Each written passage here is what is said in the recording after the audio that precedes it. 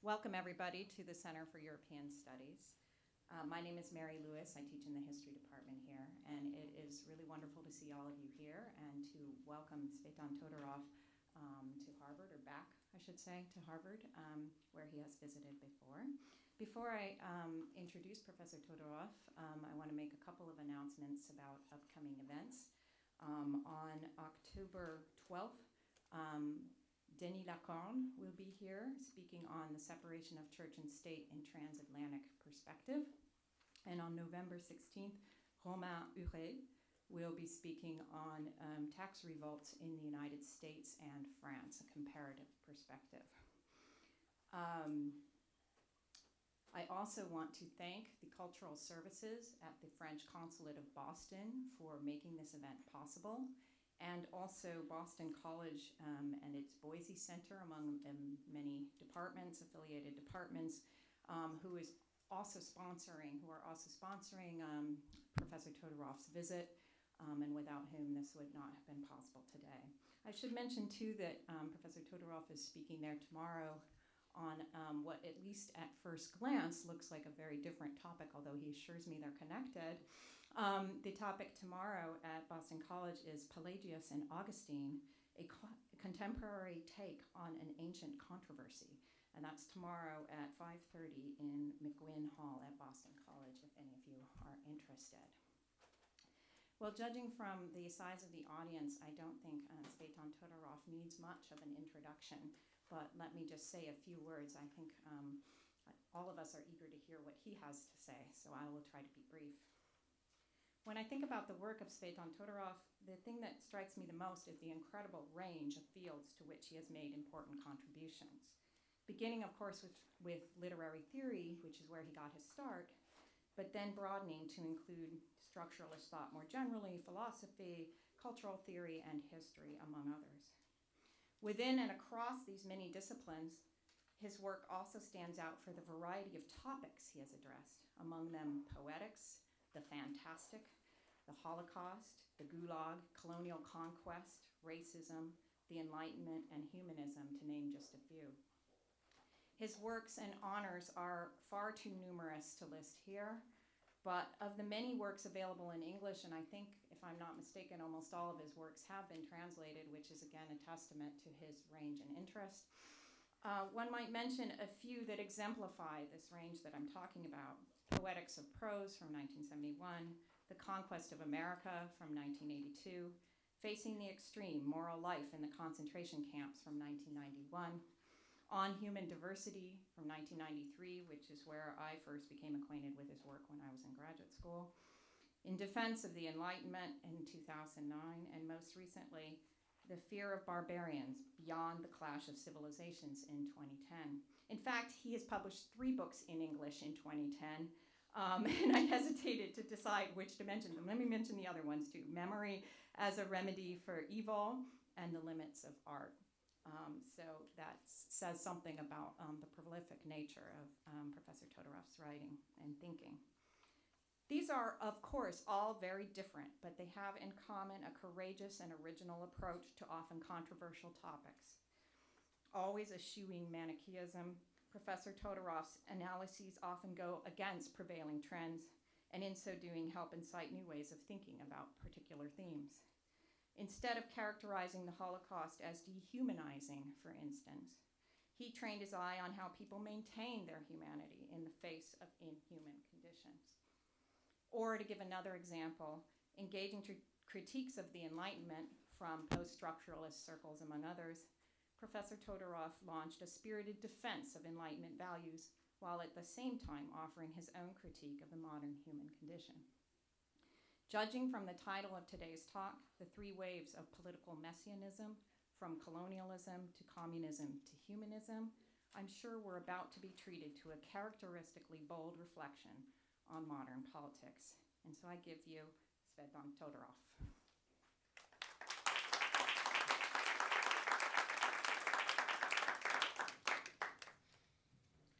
Thank you very much, Mary. Mary told me that I was allowed not to present a formal lecture, but rather a number of remarks around the topic, and is what will follow. In fact, I'm working on a subject, on a theme. I'm sure Maybe I our should AV keep person that. will fix the feedback. I'll keep that away. Bring it towards you. You can just speak normally. I'll adjust the volume as you talk. Okay. And this general topic I was interested in, I'm still interested in, is something I call in my mind the internal enemies of democracy. I have the impression, some of you know maybe, that I spent my youth in a totalitarian country. I came to France when I was 24 years old, and thus my whole view of the contemporary world is related to this opposition between the original life I had in Bulgaria and what followed afterwards, now for a period of time twice as long as the one I spent in my native country. And at that early moment, of course, I perceived the world as divided between the camp socialiste, the socialist group of countries called popular democracies, as if one needed to add an adjective to supply the lack of democracy in the noun, and liberal democracy on the other hand. And this seemed to me as a clear-cut opposition to which I sticked until at least 91, 89, 91, which was the collapse of the Berlin Wall and what followed. So in a way, I was quite convinced when Francis Fukuyama suggested that this was the end of history because the major enemy of democracy disappeared and there was none to be seen around. Indeed, for a while, there was an attempt to introduce another a proxy for the enemy that disappeared, as you know, and that was supposed to be terrorism. But I think this construction is really not defensible. Terrorism was indeed and is a painful experience in the life of contemporary states, but terrorism is not a movement, not a country, not a real threat on the existence of our countries. It is a method for the fight on different ideals. In a way, comparing terrorism to the danger that Moscow represented 50 years ago really shows the deep difference between the two. So in a way, one could become very optimistic and think that democracy has no more enemies and it just triumphs all over the world. And in a way, the Arab Spring this last year would be another demonstration of the same thing, as were some manifestations in China, although they haven't managed to change the regime. But in the meantime, I felt more and more strongly that the disappearance of these external enemies of democracy was not a sufficient guarantee for our successful development, because democracy has also internal enemies, and And by internal enemies, I mean aspects of democracy which, being separated from the complex construction that we call a political democracy, are sometimes pushed to the extreme, and they eliminate all the other necessary principles of democracy, so that it becomes threatened as if it were by its own children. Usually we speak about the parents who consume their children, but this time it would be the other way around. This is a little bit abstract so far, but I will try to illustrate it. And in fact, I will only stick to one of these internal enemies that threaten the development of democracy nowadays. There are a number of these internal threats, but I have been trying to work on three of them. One is political Messianism, and this is more or less the topic of today's presentation. Another one is populism. And a third one is, in my jargon, called ultraliberalism. In each case, these developments are based on characteristic features of democracy. Political Messianism is a kind of hubris of the push for progress. Ultraliberalism is hypertrophy of the requirement for freedom. And populism, of course, is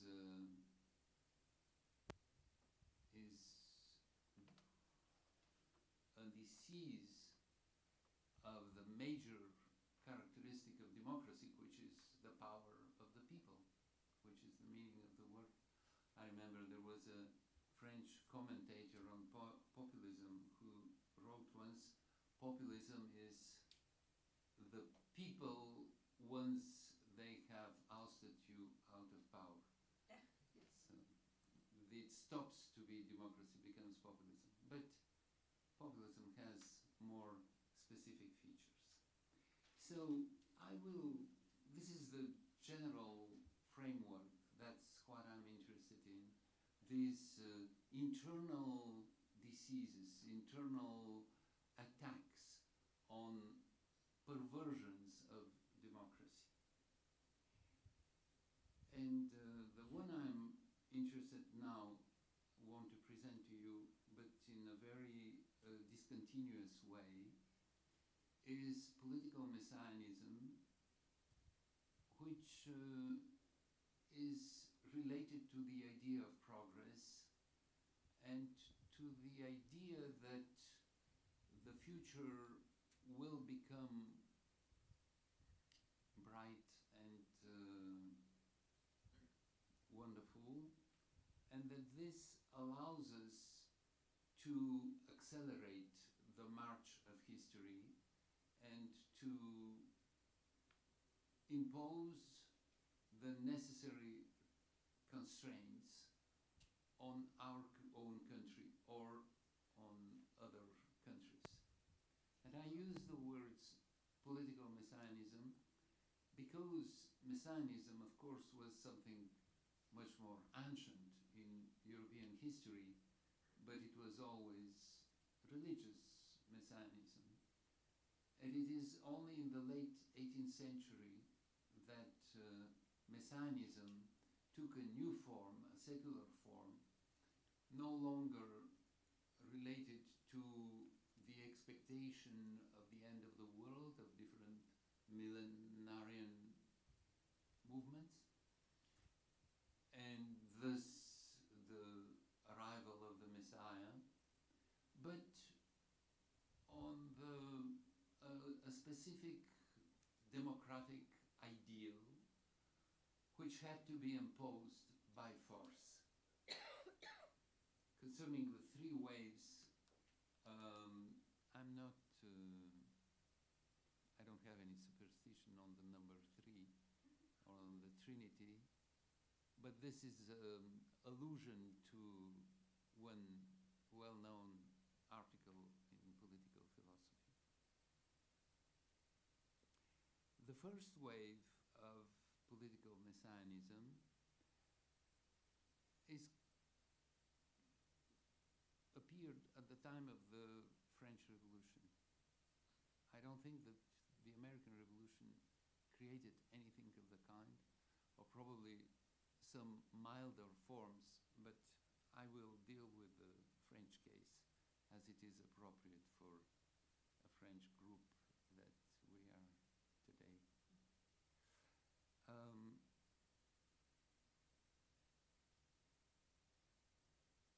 In fact, this started very early, and the revolution itself had a certain messianic project within it. The idea that now paradise on earth was no longer so distant and could be achieved. But the line which interests me most was when this revolutionary impulse was projected towards the rest of the world. And this began very early. Saint-Just, one of the leaders of the revolution, as you know, had this formula very early on in 91. The French people votes the freedom of the world. Now, the revolutionaries liked that kind of formulas, that they were able to vote the freedom of the world. But shortly afterwards, this became something much more concrete, since the French armies decided to bring the marvelous achievements of the revolution to the neighboring countries. In 1792, the convention decided in a public meeting that it will grant fraternity and aid to all peoples who wish to recover their liberty. And of course, aid all people to recover their liberty meant that armed forces could be sent to these other countries in order to help those who were rising in the name of liberty.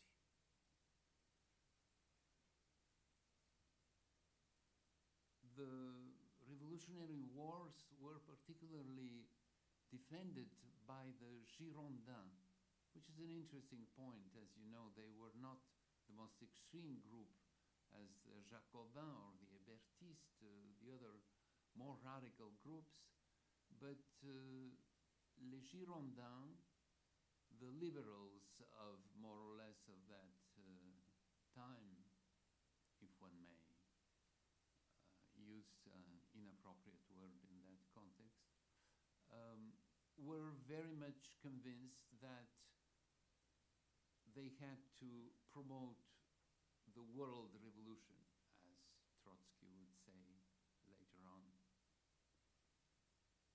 For instance, Condorcet, who was one of them, wanted them to export fraternity everywhere, if necessary by by the force of arms.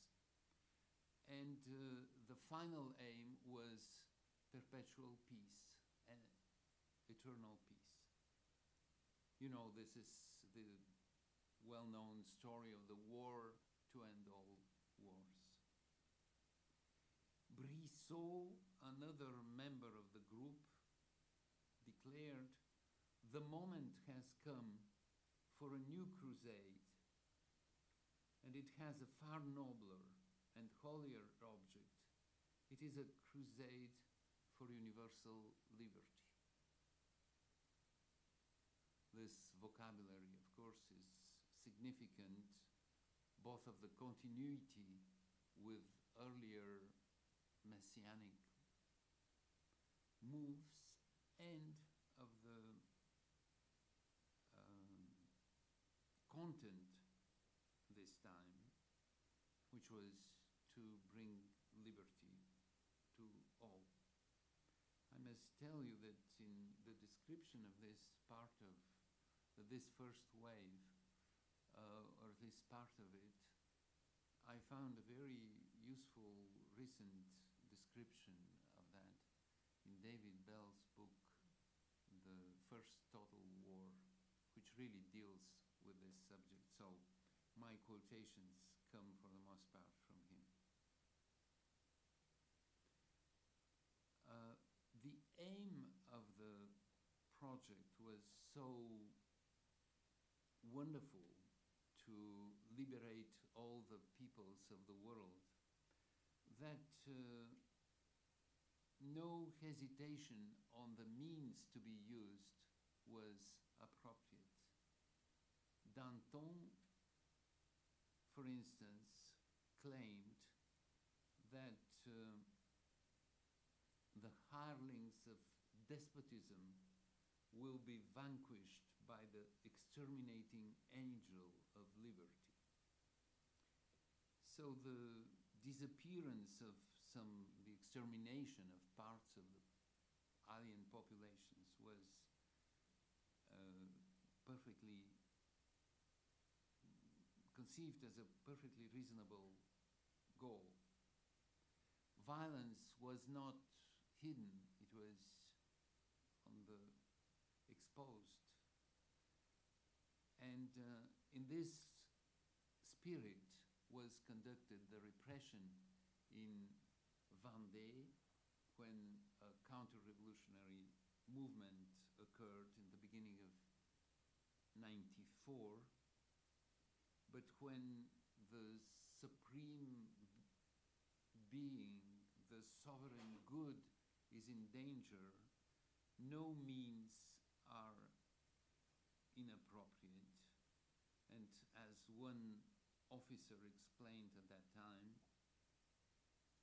it is out of a principle of humanity that I am purging the land of liberty of these monsters.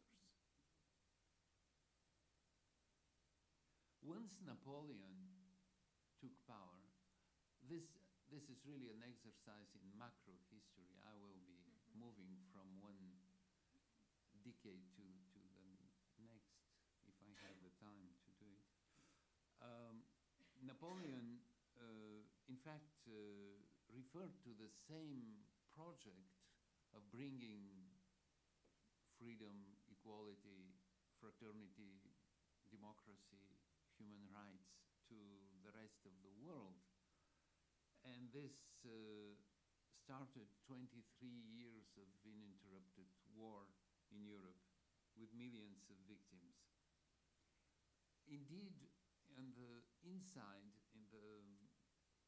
within the country, in France, Napoleon immediately denounced, eliminated some of the heritages of the revolution. But concerning the expansion outside of the country, he kept these ideals, at least formally, so that he would attract the sympathy of the peoples he was liberating. As Madame de Staël said, Napoleon is a Robespierre on horse. It's the same thing with other means. In the magazine he published during his conquest of Italy, he wrote, "A conquering republic is the benefactor of the nations that it conquers. It improves the destiny of the defeated, diminishes the power of kings, increases the enlightenment." And when Napoleon was conquering Italy, his officer, Maréchal Murat, wrote to him, "Your Majesty is awaited here like the Messiah." Messianism was really not far away from the project.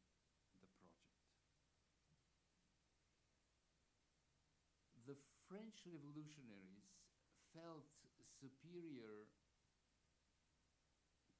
to the other European people, Spaniards, Germans, Italians, who lived in darkness, and they were bringing them light.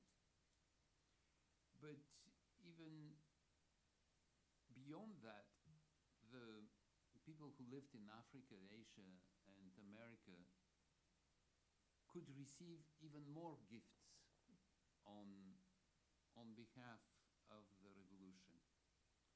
Condorcet wrote, for instance,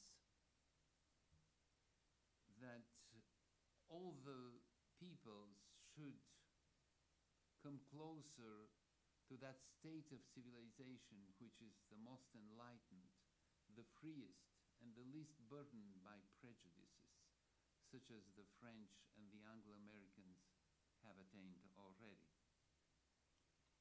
And thus, by this token, it would make disappear the vast gulf that separates these people from the slavery of nations under the rule of monarchs, from the barbarism of African tribes, from the ignorance of savages.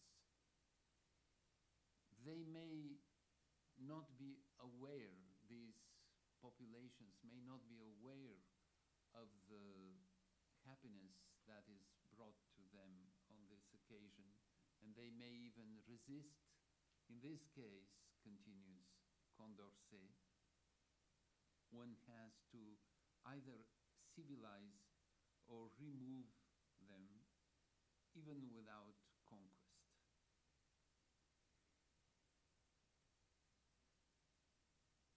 It is exactly on that time, these same years, that the colonial enterprise became much more active. The British occupation of India dates from the end of the 18th century, and in these same years, Napoleon organized his expedition to Egypt, and in his appeal to his army, he claimed, "Soldiers, you are about to undertake a conquest whose effects on civilization and commerce are incalculable." The two lines went together. The political messianism was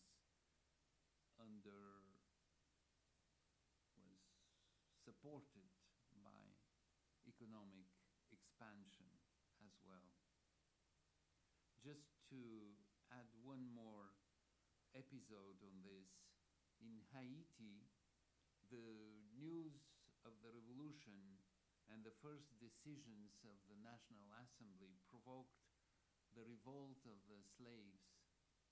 However, in 1801, a French army that was commanded by Napoleon's brother-in-law, Leclerc, arrived at the island, arrested the chief of the insurgents, Toussaint Louverture, and tried to submit to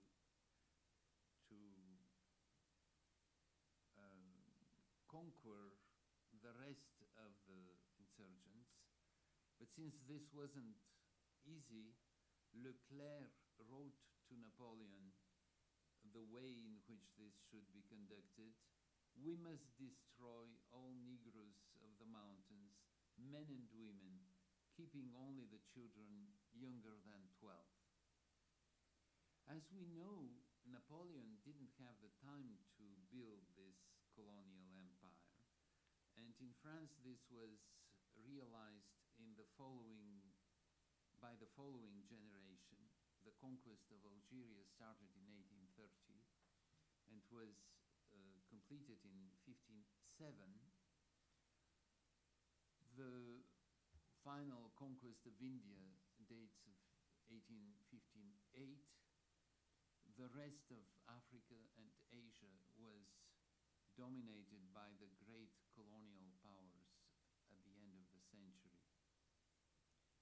Again, the principle of the conquest was presented as the necessity to bring civilization, human rights, and the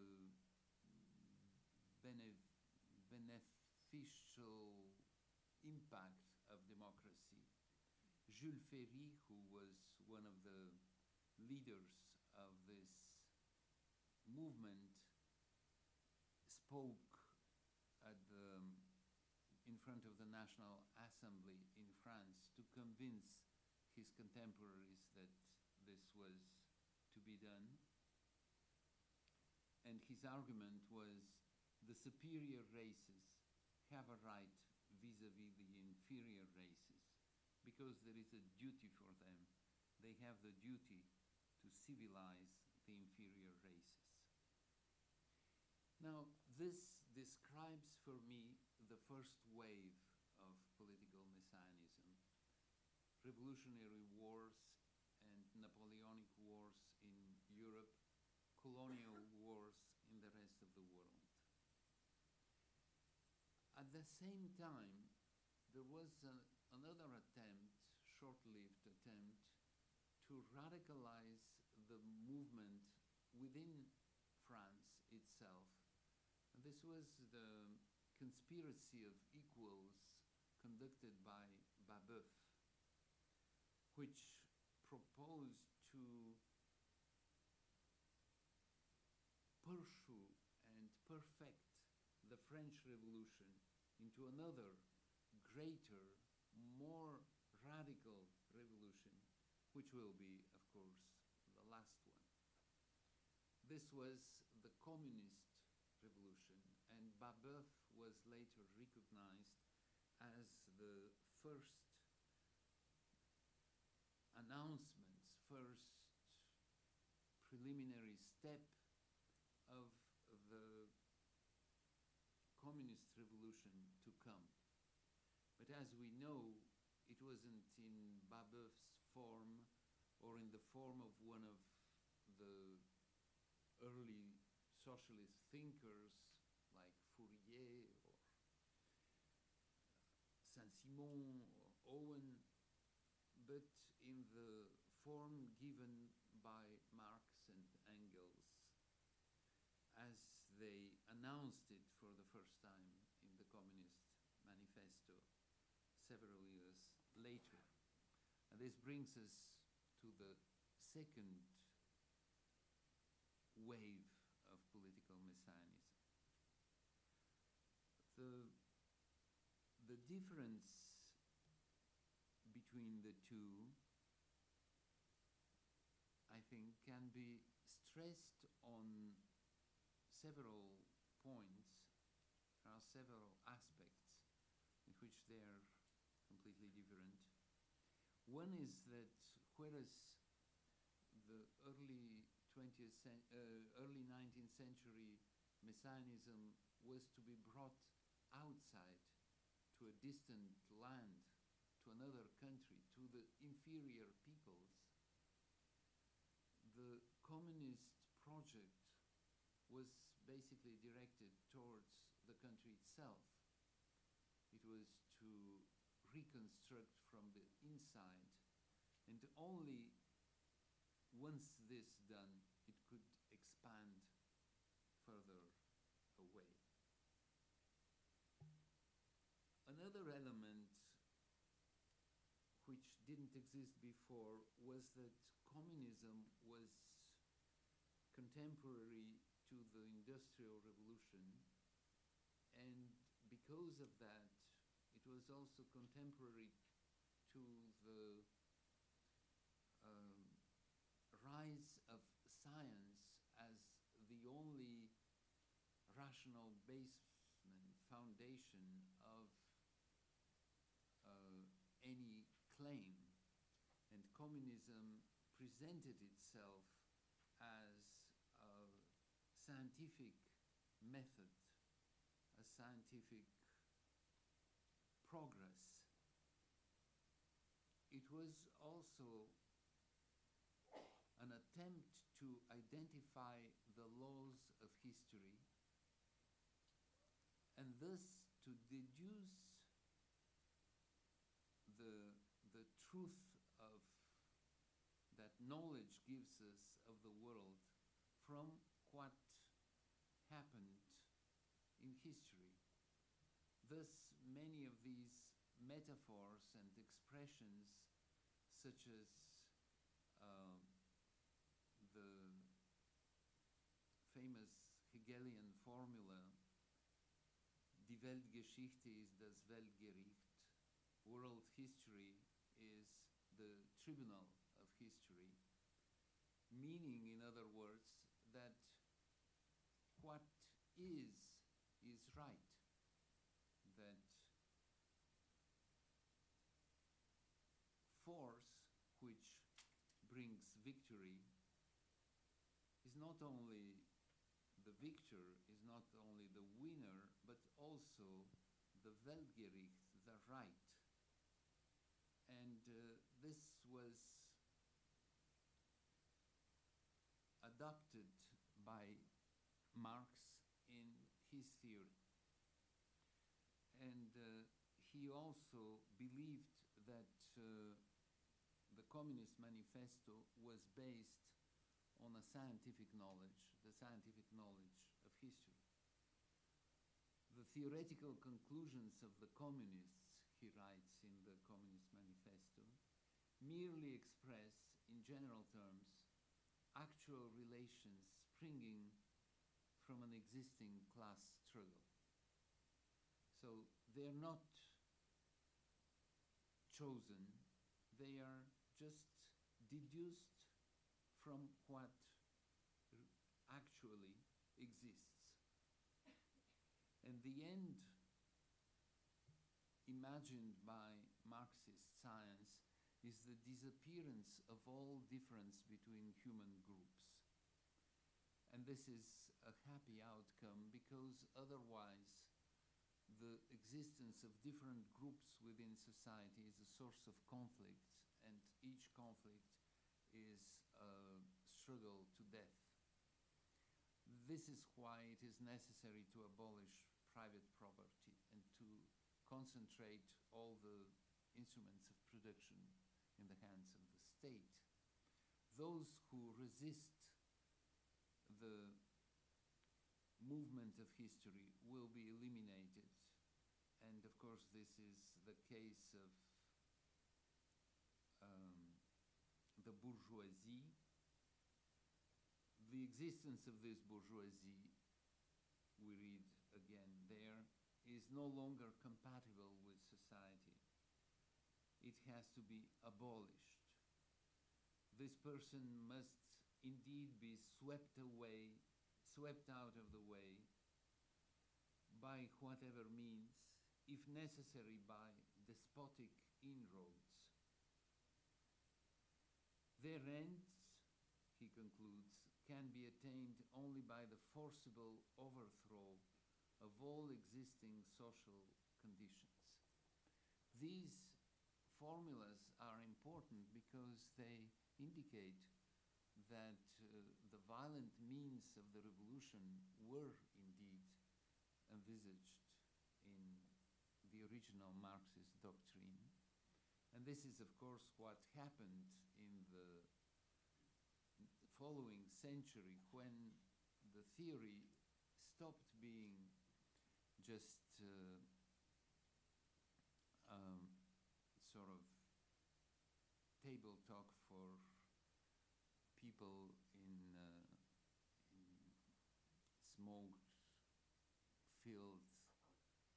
bistros in Paris and London, but became a reality after the Russian Revolution and later on after the other revolutions. And in this sense, also the second wave of Messianism is different from the first, because it always considers that one part of the population has to be eliminated.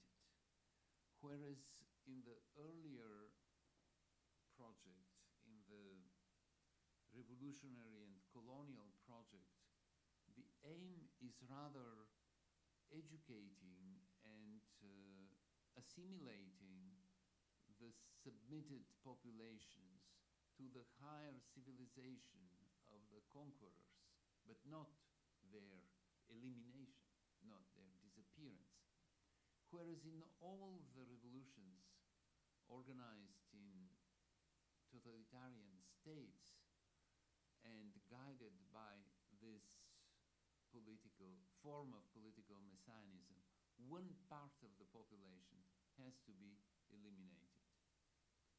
The class of the bourgeoisie and of the kulaks in Russia, the city population in Cambodia, the people who did not fit the right description in China, the Jews, of course, in Nazi Germany. In any case, the violence of this second wave of messianism was incomparably stronger and produced a huge number of victims, much higher than the one of the preceding first wave. Now, my hypothesis, to which I'm arriving now, and which may be, because I think that what precedes is pretty obvious, and this may be more controversial, is that we are living now, we have been living for the last 2 decades, within a third wave of political messianism, the initial cause of which was the collapse of the Soviet Empire, and thus the existence of 2 huge superpowers, which made it impossible for each one of them to move beyond its circle of influence, such as it was fixed and determined at the end of World War II. But with the disappearance of the enemy, but who also happened to be the only limit that was opposed to the original superpower, a new kind of wars started, which no longer concerned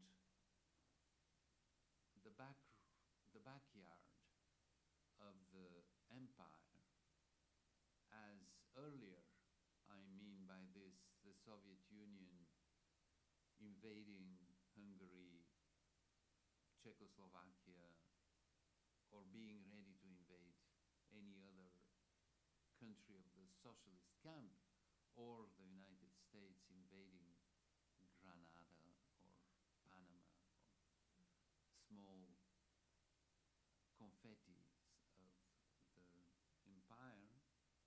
but to move to the rest of the world. And this time, the content of the promise was no longer civilization, but rather democracy and human rights.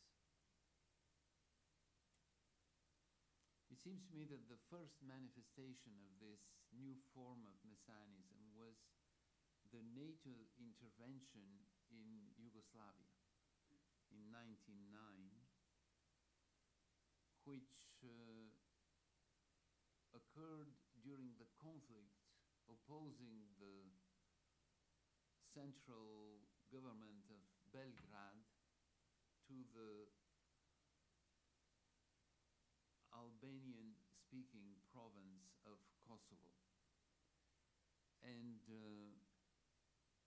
this happened, in other words, 10 years after the fall of the Berlin Wall, and this started a process of new approach to international relations.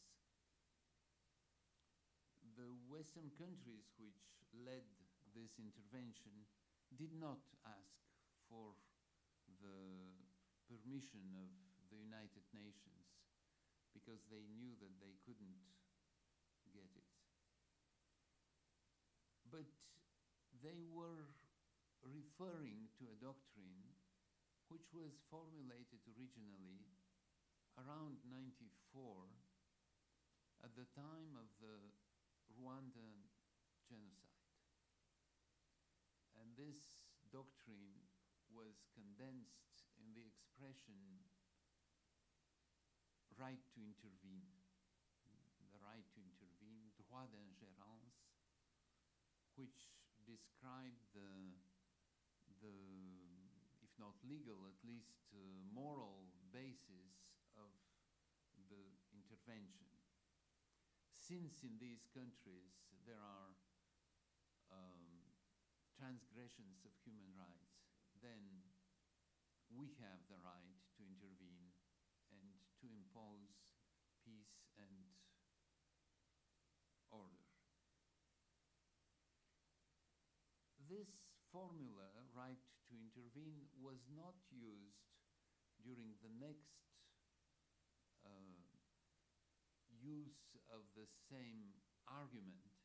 So it wasn't under the umbrella of the right to interfere, since this was the war in Iraq, which was led by another coalition, and again without any support by the United Nations, because, as you remember, there wasn't a majority, the necessary majority in the Security Council.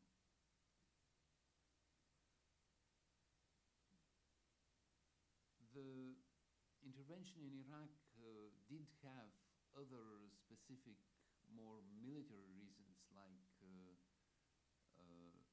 self-defense, because in this country there were, or at least there were supposed to exist, weapons of mass destruction and so on. And also it was supposed to help Al-Qaeda, which had committed these terrible aggressions on American territory. But this was not the only justification. And at that time, the White House published a little pamphlet called The Strategy of National Security of the United States of America, in which it gave different reasons, not exactly for this intervention, but for interventions to come. It starts by identifying several major values, which are freedom, democracy, and free enterprise. And the US government then claims to be entrusted with the mission of imposing these values over the face of the globe by force if necessary. If it succeeds in doing so, it believes, it will have improved the fate of the human race. Today, one reads in this brochure, today humanity holds in its hands the opportunity to further freedom's triumph over all these foes. The United States welcomes our responsibility to lead in this great mission.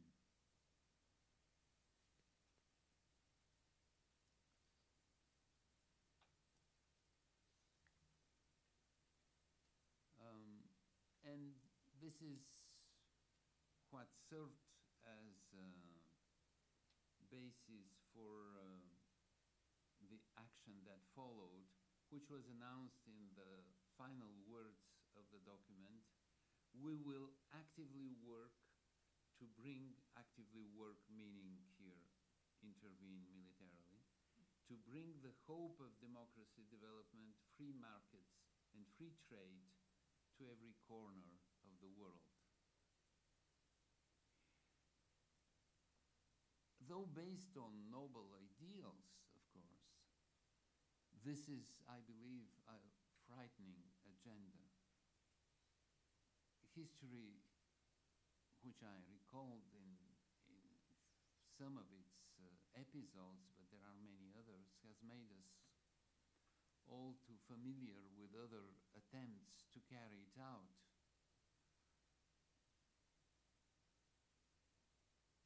French and British in the 19th century, Russia in the earlier 20th century.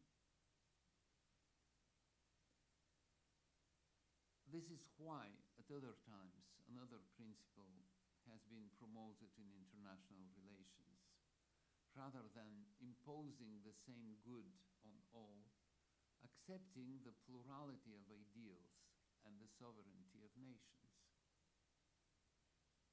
In other words, and this is sort of contained in the meaning of the word democracy, each people has the right to choose its own path, provided it doesn't no harm to others.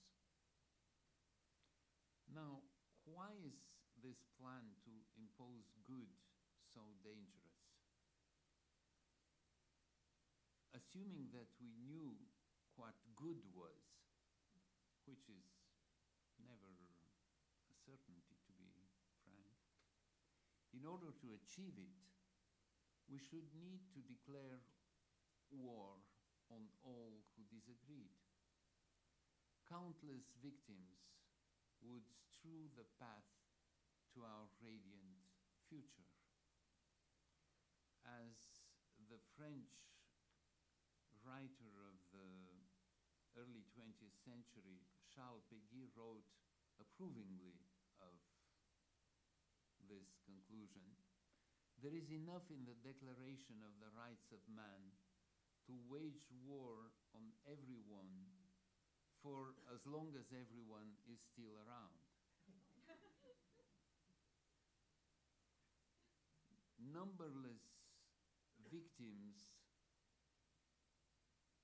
would strew the path to this goal. But the premise itself, is it really realistic? Can even the word freedom elicit unanimous approval out of context?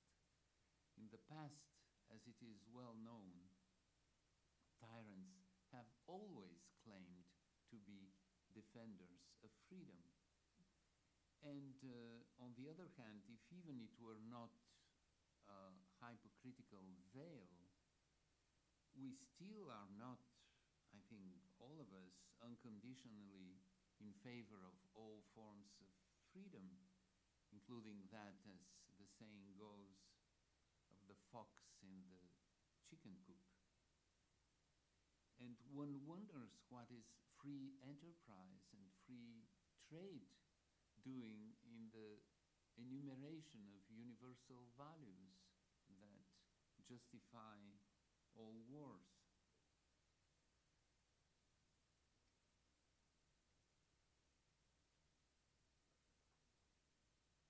Now, if one believes that one is endowed with a mission which will bring us to triumph,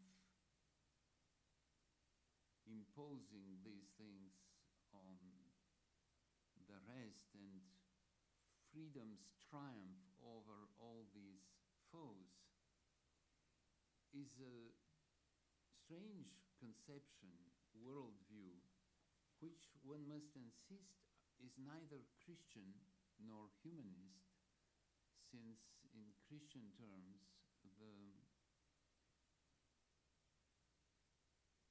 paradise on earth is the victory of liberty over all its foes is a heresy, and humanism similarly does not promote the idea of perfection that can be attained here and now because of the violence that this would imply. I will go more briefly through the other manifestations of this third wave of political Messianism, because they are in everybody's mind, I think, and you all know the details of this.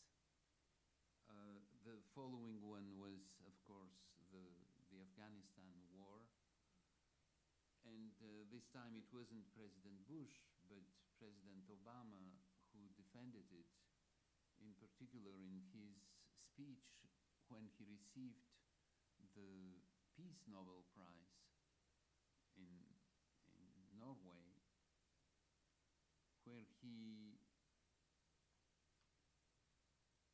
defended the idea that he, as the chief of this state, feels an imposed burden on him.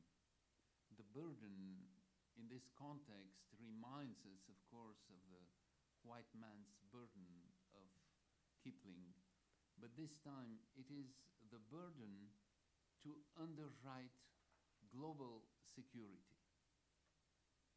That is the obligation to assure peace and order all over the world. And in this same context, Obama claimed that war can be waged not only on in cases of self-defense, but also it can be justified on humanitarian grounds. An interesting point is that in this same speech, Obama mentioned that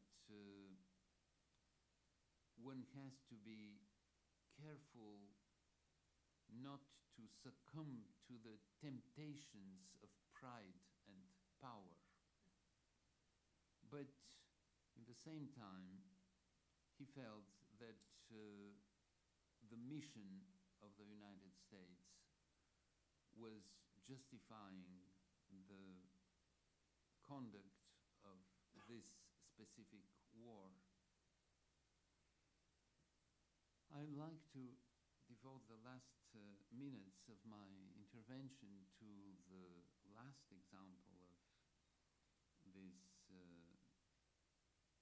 wave, which is the war in Libya, which started in March of this year and was basically terminated in August. there are two specific differences between this war and the war in Afghanistan or in Iraq. One of them being that there was a decision of the Security Council this time, whereas there was no such decision in earlier cases.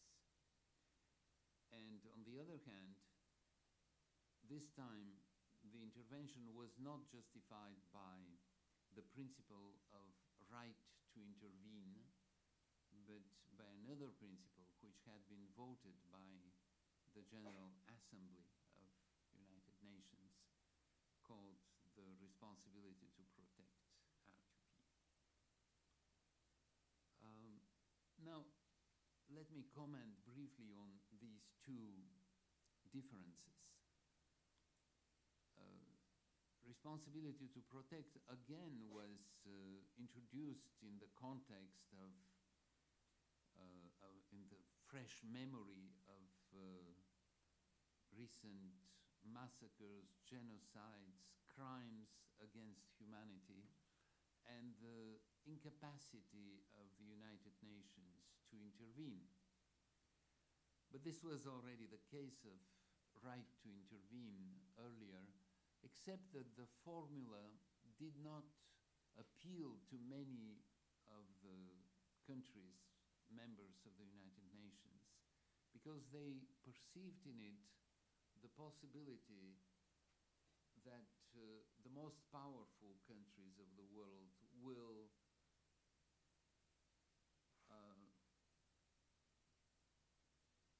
adopt for themselves, and they will be the only ones who have the right to intervene. Responsibility to protect seemed to be a more cautious formula. And since Gaddafi was threatening his own population to massive massacres, this seemed to be the right reason to intervene.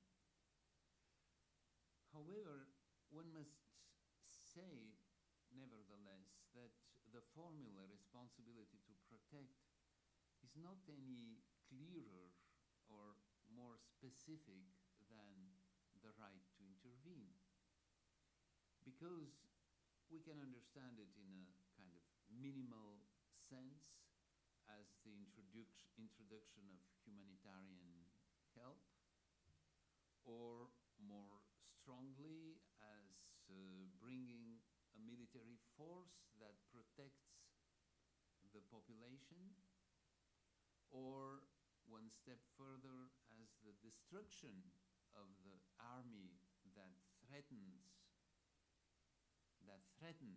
once the population, or indeed as the elimination of the government, which was at the origin of this decision, of this threat. And in this case, this implies, of course, the military intervention of another state, and thus it is really a right to intervene if it takes this maximalistic form. On the other hand, it was the decision of the Security Council. But I want to remind you the original sin of the Security Council, which is that the 5 countries which are the permanent members of the Security Council have the right to veto any decision of the Council.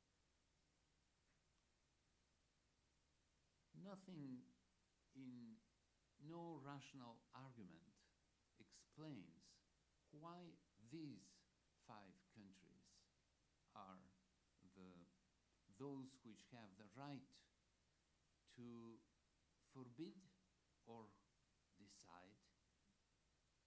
future interventions. In fact, we know very well why these 5 countries, they were, so to speak, the winners of World War II, although France wasn't really a major winner. But let's say that we had de Gaulle, so that was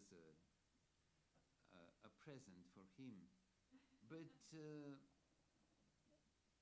this means at the same time that this institution is above the law, that the law exists for the countries other than the 5 members, because these 5 members will never approve a resolution which condemns one of them, since they'll veto it, and so it will never exist. So not only these countries, but also their faithful allies will be always protected by them. So there are the countries which are above the decisions of the Security Council, the faithful friends and the 5 chiefs and all the others. And we know very well that this principle is applied constantly. Nobody condemns Russia's exactions in Chechnya. Nobody condemns China for what it's doing in Tibet. Nobody condemns Israel for what it's doing in Gaza or in the occupied territories for this very reason, whatever the differences, of course, between all these cases. So the decision of the Security Council is a legal decision, but it is not really a legitimate decision, because it's based on force, because these were the winners. We may prefer that we are the winners and thus that we cannot be condemned, but this, of course, is not reasoning in justice, but in power. Not only that, but some countries belonging to this elite club have the right to intervene in alien countries, and they will never be condemned, not just on their own territory. For instance, the Iraqi war, which was a war of aggression, since it had no principle of defense, no reason, no decision of any kind. But nobody will ever be condemned on this. So these elements of the different situation in this case don't seem to me to justify a different attitude from the one we would have towards the earlier examples of this. And when I read, and as you did probably, in the titles of the newspapers these days in July or in June, that the destiny of Libya was decided between Paris and London, it really reminded me of a century ago, when indeed the destiny of African countries was decided between the governments of France and Great Britain, which I think were the 2 countries that led the expedition and were in a way pleased to recover such an important role in world affairs. If even this were the reason of the intervention, which was to protect the civilian population, the very first night the civilian population was protected, since the forces that were threatening Benghazi were destroyed. The aviation, the whole defense against the intervention was eliminated. But very soon, at the end of February, in fact, that is before the intervention, French leaders, the Minister of Foreign Affairs and the President, declared that the real aim was no longer to protect the population. It was to remove Gaddafi. Gaddafi, who humiliated the French president by installing his tent in the garden of his palace, as you may know, 2 years earlier.